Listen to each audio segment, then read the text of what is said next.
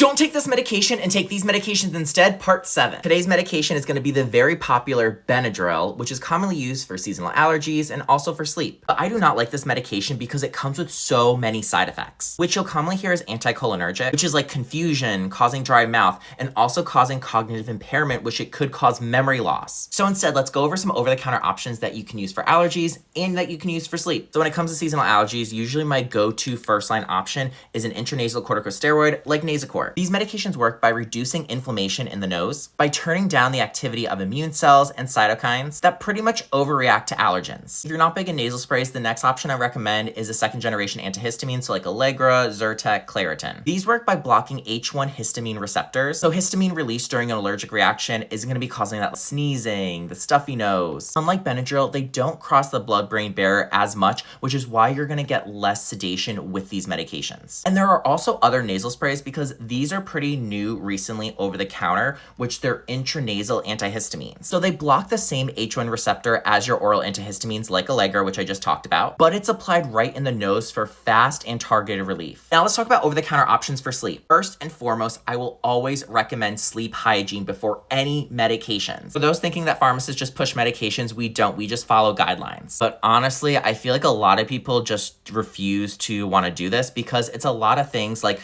not using electronics an hour before bed, limiting your caffeine, exercising, reducing stress, also avoiding large and fatty meals before sleeping. If you are doing all of that and it's still not working, my next best thing is recommending melatonin. Melatonin is actually a hormone made by the brain's pineal gland. Helps set your sleep-wake cycle. Taking it as a supplement can help shift your internal clock, especially if you have things like jet lag. This can usually help. Because think of your brain like a phone. Melatonin acts as like that bedtime reminder notification telling your brain to power down. But if you still are having issues sleeping even after taking melatonin, there are prescription options, and I can definitely go through that as well in another video, and let me know in the comments.